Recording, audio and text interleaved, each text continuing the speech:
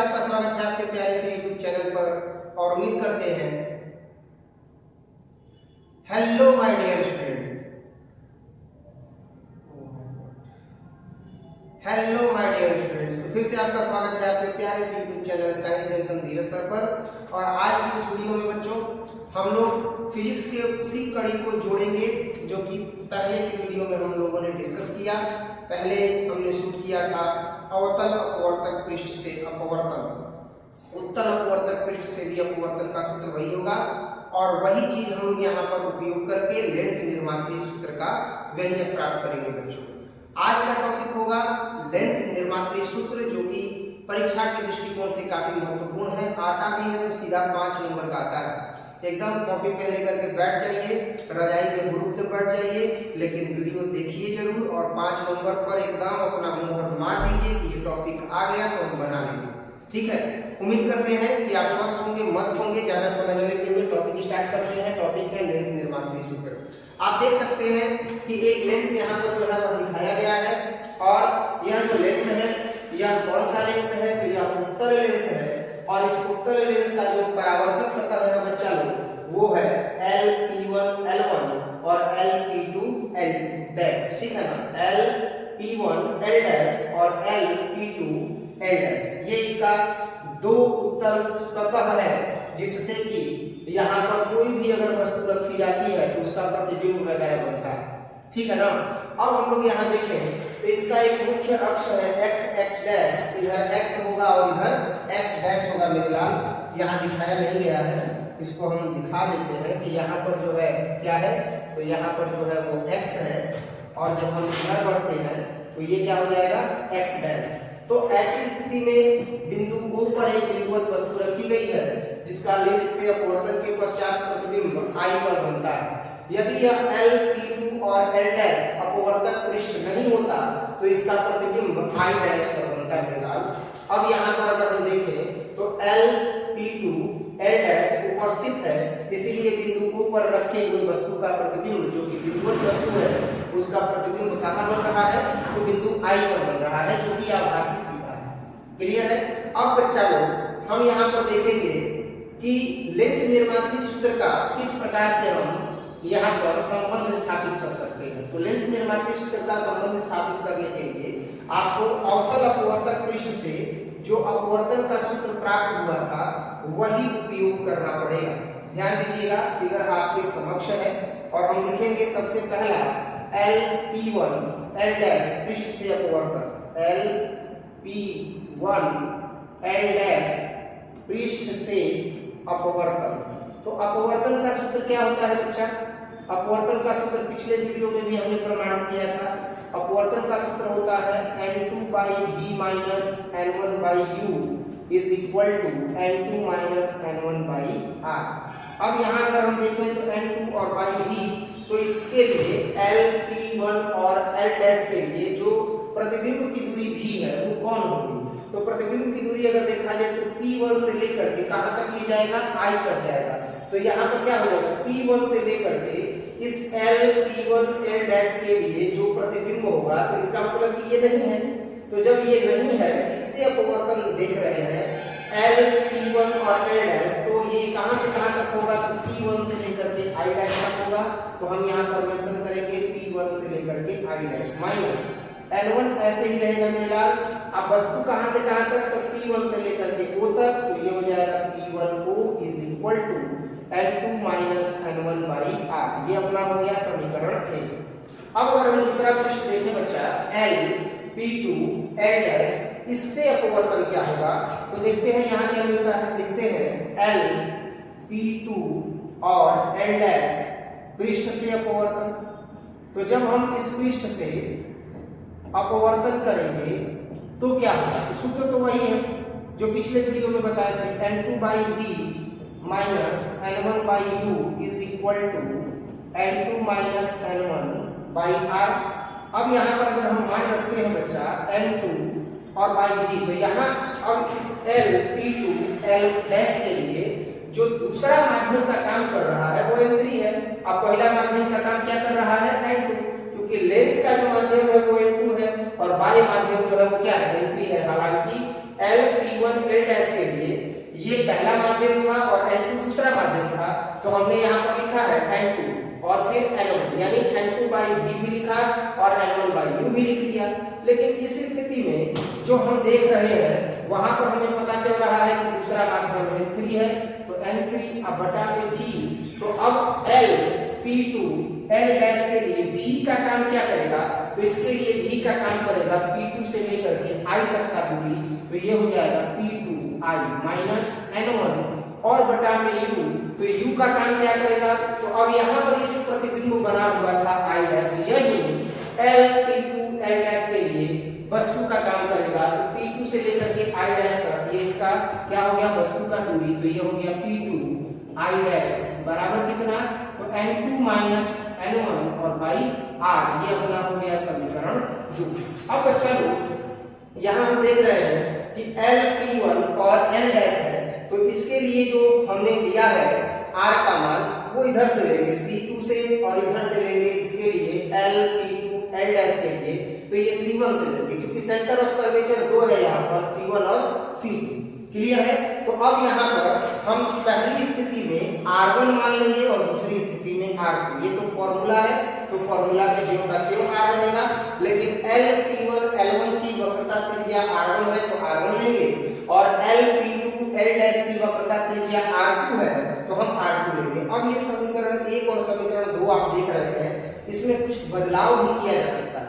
क्या बदलाव किया जा सकता है, अगर हम इस पर चर्चा करें तो मान लेते हैं कि यह लेंस L L डैश बहुत पतला है, तो ऐसी स्थिति में ये P1 P2 एकदम सेंटर में आकर के क्या हो जाएगा, चिपक जाएगा। लेंस क्या है, पतला है। मान लीजिए कि लेंस जो है किस प्रकार से है, तो जो लेंस है वो इस तरह से है और लेंस एकदम पतला हो जाएगा तो दोनों ये सतह जो ऐसे है ये आकर के एकदम क्या हो जाएगा, चिपक जाएगा सेंटर में। तो यहाँ पर जब ये सेंटर में चिपक जाएगा तो ऐसी स्थिति में जहाँ P1 और P2 है वो दूरी कहाँ से मापी जाएगी, सेंटर से मापी जाएगी। तो लिखेंगे कि यदि लेंस L L डैश बहुत अधिक पतला हो, बहुत अधिक पतला हो तो क्या हो जाएगा, तो ऐसी स्थिति में आप देखिएगा तो P1 I डैश है, तो यह P1 I डैश क्या हो जाएगा, तो P1 I डैश बराबर हो जाएगा C I डैश के। इसके बाद P1 O है, तो P1 O किसके बराबर हो जाएगा, तो C O के बराबर हो जाएगा। ऐसे ही P2 I है, तो P2 I किसके बराबर हो जाएगा, C I के बराबर हो जाएगा। P2 I डैश है, तो ये P2 I डैश किसके बराबर हो जाएगा, तो C I डैश के बराबर हो जाएगा। ये सारा मान हम यहीं रख देते हैं और देखते हैं कि मान क्या आता है। तो समीकरण 1 से अगर हम मान रखेंगे बच्चा, तो समीकरण 1 से मिलेगा N2 और बटा में P1 I डैश, तो P1 I डैश के लिए क्या लिखेंगे, C I डैश, तो हमने यहाँ पर रखा C I dash minus N1/P1O, N1/P1O, तो P1O की जगह पर क्या रखेंगे, CO is equal to N2 minus N1 कितना, तो R1। ये अपना समीकरण 3, एक हो गया, ये 2 हो गया, इसको मान लेंगे 3 क्योंकि आगे जरूरत पड़ेगा। अब इसको अगर हम हल करते हैं तो N3 है, तो लिखेंगे N3। अच्छा, यहाँ पर भी N3 करना पड़ेगा, यहाँ पर N3 और ये N2 है, तो ये N3 और N2, तो ये हो जाएगा N3 माइनस N2/R2। तो देखिए ये क्या हो जाएगा, N3/P2I, तो P2I के जगह पर क्या हो जाएगा, CI हो जाएगा माइनस N2, तो N2 हो गया P2I डैश, तो P2I डैश है, तो P2I डैश की जगह पर हो जाएगा CI डैश और बराबर कितना, तो N3 माइनस N2 और बाई R2। ये हो गया समीकरण 4, जो कि मैंने बताया कि सतह L P2 L1 के लिए ये दूसरा माध्यम और ये पहला माध्यम, तो N2/V होता है, तो N2 की जगह पर N3, N1/U होता है, तो N1 की जगह पर अब N2 हो जाएगा U और N2 माइनस N1/R सूत्र होता है N2 माइनस N1, तो दूसरा माध्यम N3 है तो N3 रखेंगे, N1 जो है वह N2 है यहाँ पर, तो N2 रखेंगे पहला माध्यम और रखेंगे R2। हमने समीकरण 3 और 4 प्राप्त कर लिया। अब हम क्या करेंगे बच्चा, समीकरण 3 और 4 को जोड़ देंगे। क्या करेंगे, समीकरण 3 और 4 को जोड़ देंगे, तो लिखेंगे समीकरण तीन जोड़ समीकरण कितना हो जाएगा, तो समीकरण 3 और समीकरण 4 को जोड़ देंगे। जोड़ने के बाद देखते हैं क्या होता है। जैसे ही हम जोड़ते हैं तो भैया हमारी गाड़ी जो है वह हरी रंगी प्राप्त कर लेती है और यहाँ पर अब मिल जाता है हमको N2 और बटा में कितना, तो N2 बटा में CI डैश, फिर माइनस N1 बटा में कितना CO प्लस फिर कितना N3 और बटा में कितना CI, फिर माइनस N2 और बटा में कितना CI डैश बराबर कितना हो जाएगा, तो इसको भी तो जोड़ेंगे, तो ये हो जाएगा N2 माइनस N1 और बटे में कितना R1 प्लस कितना, तो N3 माइनस N2 बटे में कितना R2।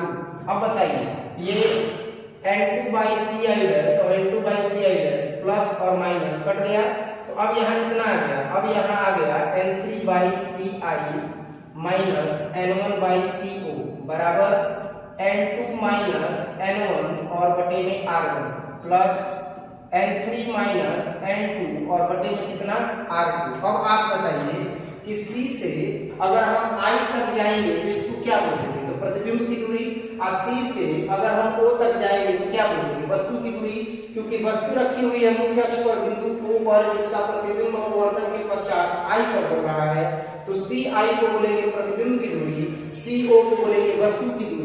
तो हम ये मान यहाँ पर रख भी देंगे तो हमें मिलेगा क्या बच्चा, हमें मिलेगा N3 बटा में CI को बोलेंगे V और ये N1 बटा में CO को बोलेंगे U, और यहाँ पर क्या आ गया, तो यहाँ पर आ गया N2 minus N1 by R1 plus N3 minus N2 और बाई R2।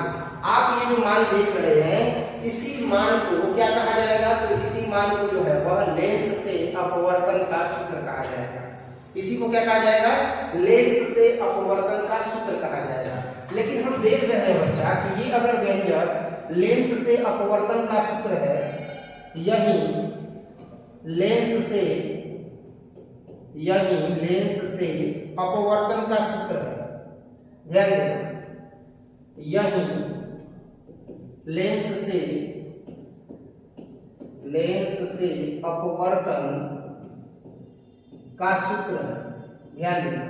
यदि लेंस से अपवर्तन का सूत्र है तो कारण क्या है कि इतना लंबा चौड़ा मान आया, क्योंकि माध्यम 3 है, एक लेंस का माध्यम 2 और एक इधर का माध्यम 3, तो माध्यम 3 है। ऐसा अगर हो कि लेंस के दोनों ओर का माध्यम जो असमान है, अर्थात N1 और N3 है, यह समान हो जाए, तब क्या होगा, तो जहां जहां N1 है वहां N3 लिख सकते हैं, जहां जहां N3 है वहां N1 लिख सकते हैं।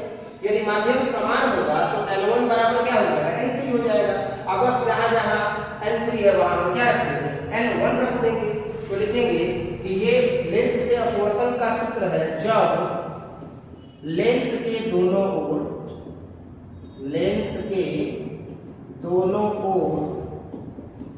माध्यम क्या हो बच्चा, असमान। तो अब जब लेंस के दोनों ओर माध्यम असमान है तो ऐसी स्थिति में आपको ये व्यंजक मिल गया। क्या होगा यदि माध्यम समान हो जाए, तो लेंस के दोनों ओर माध्यम समान हो जाएगा तो N1 N3 के बराबर हो जाएगा, ठीक है ना। तो अब हम N1 को N3 के बराबर कर देंगे, लिखेंगे कि यदि लेंस के दोनों ओर माध्यम समान हो तो, बताइए अगर माध्यम समान होगा तो N1 किसके बराबर हो जाएगा, N3 के बराबर होगा, यानी N1 बराबर क्या होगा, N3 होगा। अब तो इसी में ना मान रखना है, तो जहां N3 है वहां N1 रखेंगे। तो देखिए N1 अब बटा में B माइनस N1 को ऐसे ही रखते हैं U बराबर N2 माइनस N1, तो N2 माइनस N1 ऐसे ही है और बटे में R1 प्लस N3 की जगह पर N1 रखेंगे तो N1 माइनस N2 और बटे में कितना R2। ध्यान दीजिएगा। अब यहाँ हम क्या कर सकते हैं, अगर हम N1 को कॉमन करेंगे तो 1 by B minus 1 by U हो जाएगा, और यहाँ N2 माइनस N1 को अगर हम कॉमन करते हैं तो यहाँ मिलेगा 1 by R1 n2 minus n1 को कॉमन किया है तो यहाँ माइनस कॉमन होगा तो प्लस माइनस माइनस 1/r2। देखिए यहाँ n1 माइनस n2 है, पहले माइनस को कॉमन करेंगे तो n2 माइनस n1 होगा, जिसको हमने बाहर कर लिया तो माइनस प्लस माइनस हो गया 1/r2 हो गया। इस तरीके से 1/v माइनस 1/u जो मिला ये किसका व्यंजक है, तो ये 1/f का है। 1/f इज इक्वल टू होता है 1/v माइनस 1/u, तो यही मान हम यहाँ पर लेकर के आ जाएंगे। तो ये हो जाएगा n1 into 1/f is equal to n2 minus n1 और फिर क्या हो गया तो 1/r1 माइनस 1/r2। ध्यान दीजिए 1/f इज इक्वल टू क्या होगा तो n2 माइनस n1 और ये गुणा में है तो इधर आएगा तो क्या हो जाएगा भाग में हो जाएगा, और फिर क्या हो जाएगा तो 1/r1 माइनस 1/r2 हो जाएगा। बच्चा 1/f इज इक्वल टू हमको मिल रहा है n2/n1 माइनस n1/n1 और इनटू में है 1/r1 माइनस 1/r2। अलग अलग भाग कर दिए हैं, n2/n1 कर दिए और n1/n1 कर दिए, तो n1 से n1 तो कट जाएगा, तो यहाँ क्या आ गया 1/f is equal to n2/n1 minus 1 और फिर कितना तो 1/r1 माइनस 1/r2 आ गया। क्लियर है? अब बताइए n2/n1 किसका मान होता है अपवर्तनांक का। यदि दो माध्यम हो, पहला माध्यम n1 हो, दूसरा माध्यम n2 हो और पहले माध्यम के सापेक्ष दूसरे माध्यम का अपवर्तनांक ज्ञात करना हो तो n बराबर n2/n1 होता है। तो यहाँ पर हम इसी को मेंशन करेंगे कि चूंकि n बराबर क्या होता है तो n बराबर होता है मेरे लाल n2/n1, इसलिए उपरोक्त पद में तो ऊपर वाला पद क्या था अभी प्राप्त हुआ, तो ऊपर वाला पद हमको प्राप्त है n2/n1 माइनस 1 बटा में 1/r1 माइनस 1/r2। इसलिए यहाँ पर हमको मिल गया 1/f इज इक्वल टू कितना तो n2/n1, तो n2/n1 को n लिखेंगे माइनस 1 शाबाश और 1/r1 तो r1 सेम n रहेगा ज्यों का त्यों माइनस 1/r2। और इस तरीके से मेरे लाल हमने यहाँ पर क्या किया तो हमने यहाँ पर जो लेंस निर्मात्री सूत्र है उसका व्यंजक प्राप्त कर लिया। क्या प्राप्त कर लिया तो लेंस निर्मात्री सूत्र का व्यंजक प्राप्त कर लिया हमने। कितना होता है तो 1/f is equal to 1/f is equal to n minus 1 into 1/r1 minus 1/r2। इसी तरह का जो टॉपिक है ना बच्चा लोग वो परीक्षा में पूछता है, खास करके बिहार बोर्ड ऐसे प्रश्नों को ज्यादा वरीयता देता है। जो हमने अभी डिस्कस किया यही है लेंस निर्मात्री सूत्र, और इस लेंस निर्मात्री सूत्र में आप देख सकते हैं कि मैंने सारा जो है वह कैलकुलेशन किया है, गणना सारा किया है और सारे गणनाओं में मैंने एक एक पॉइंट को समझाने का प्रयास किया कि कैसे Lp1 L1 से अपवर्तन होगा, Lp2 L1 से अपवर्तन होगा या L' से अपवर्तन होगा। इसके बाद कैसे अगर लेंस बहुत अधिक पतला होगा तो उसका मान बदल जाएगा, C से जो है वह दूरियां नापी जाएंगी, P1 और P2 से नहीं नापी जाएंगी। जब दो समीकरण मिल गया तो दोनों को जोड़ा गया, जोड़ने के बाद जो है हम देख रहे हैं कि हमें व्यंजक मिल गया कब तक n3 और n1 और n2 का उपयोग करके मिला है, यानी कि लेंस के दोनों तरफ माध्यम जो है वो असमान है, लेंस का जो माध्यम है वो तो खुद ही n2 है। तो अगर लेंस के दोनों तरफ माध्यम समान होगा तो n1 जो है वह n3 के बराबर हो जाएगा। ऐसी स्थिति में जब हमने मान रखा तो हमको मान मिल गया लेंस निर्मात्री सूत्र का कि 1/f is equal to n minus 1 into 1/r1 minus 1/r2। बच्चों मैं एक चीज यहाँ पर आपसे करबद्ध होकर के यह कहना चाहता हूँ कि आप यह दिमाग में बैठाइए और साथ ही साथ अन्य जो भी बच्चे हैं, जो आने वाली पीढ़ियां हैं, उनको यह बताइए कि हाँ अखौरीपुर गोलापर मां सरस्वती कोचिंग सेंटर में फिजिक्स की जो पढ़ाई होती है वो बहुत ही मिनिमम कॉस्ट में होती है, खास करके इंटरमीडिएट वर्ग में। 11वीं वर्ग में जो बच्चे पढ़ना चाहते हैं आप उनको बताइए और साथ ही साथ आने वाले जनरेशन को भी बताइए कि 10 वर्षों से धीरज सर नामक एक व्यक्ति है जो हाँ बहुत ही कम शुल्क में इंटरमीडिएट वर्ग का साइंस पढ़ा रहे हैं और बहुत ही अच्छे से जो है वो वेल एक्सप्लेन कर रहे हैं। ये बच्चे कहते हैं कि हाँ मेरी तरफ से ये बातें जो है वो कही जा रही हैं, ये बच्चे कह रहे हैं, मैंने अभी जो कहा वो मेरी तरफ से कही जा रही थी कि धीरज सर आप फिजिक्स पढ़ाते अच्छे से समझ में आता है। तो इस बात को केवल आप अपने तक सीमित न रख करके अन्य बच्चों को भी बताएं। बाकी मेरी तरफ से बस एक आग्रह है कि अगर आपको मैंने कितना भी अच्छे से बताया हो, कोई त्रुटि हो तो निश्चित तौर पर आप कमेंट सेक्शन में कमेंट करें। और अंतिम तक अगर बने हुए हैं तो ये 5 नंबर का टॉपिक है, देखिएगा आगामी परीक्षा में पूछा जाएगा। तो निश्चित तौर पर वीडियो को लाइक करें और अपने दोस्तों को जरूर शेयर करें। कहीं त्रुटि हो गई हो तो कमेंट सेक्शन में उस त्रुटि को भी जरूर बताएं, हम उसमें सुधार करने का प्रयास करेंगे। और निश्चित तौर पर आपके लिए गुणवत्तापूर्ण जो है वह विषय बिंदु लेकर के आएंगे, जो कि आगामी परीक्षाओं में पूछे जाएंगे, आपके लिए उपयोगी होंगे। आप मन लगा करके पढ़िए, हम आपके साथ हैं। वीर तुम बढ़े चलो, हम तुम्हारे साथ हैं। मिलते हैं अगले टॉपिक के साथ अगले वीडियो में। Till then take care, bye bye.